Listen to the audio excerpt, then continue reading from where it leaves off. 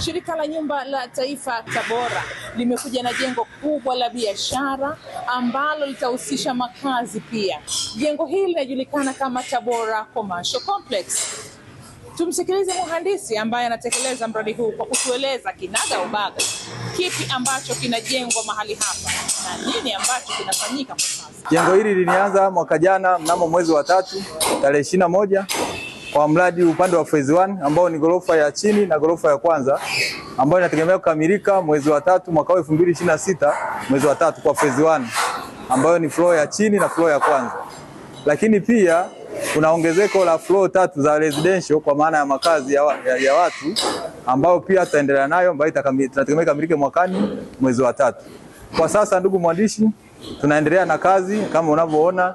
Sasa hivi tunaendelea na kazi ya kujenga tofali mbalimbali kwa upande wa structure. Kwa hizi phase 1 tumeshamaliza mpaka first floor. Jengo hili linahusisha huduma mbalimbali ikiwemo kuna eneo la benki ambayo kuna mwekezaji wa benki ashachukua eneo lake, ndio tunajenga partition.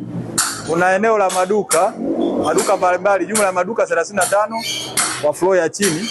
Lakini pia ina sehemu ya service mbalimbali za ofisi kwenye upande wa floor ya kwanza, maana first floor.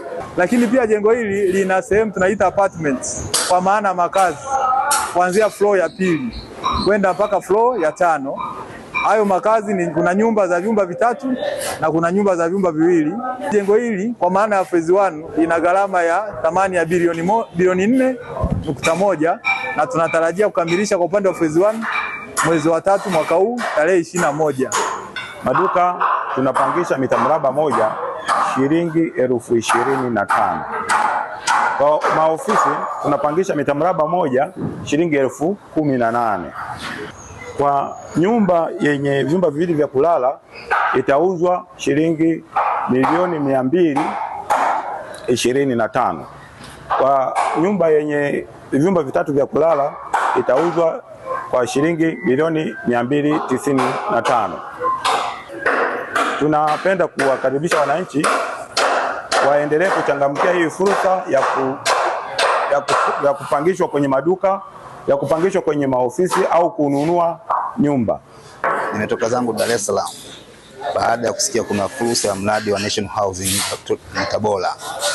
Na kwa vile National Housing wakiofanya shughuli zao, basi wananchi wengi tunapata maisha ya kufanya shughuli zetu za kuongeza ujuzi, na hasa sisi tuliokuwa mafundi ambao upande wa kitengo hicho. Mimi nikiwa kama fundi seremala, nikifika hapa nikiwa na wahandisi pia naongeza elimu, naongeza ufanisi na pia kipato kinaongezeka.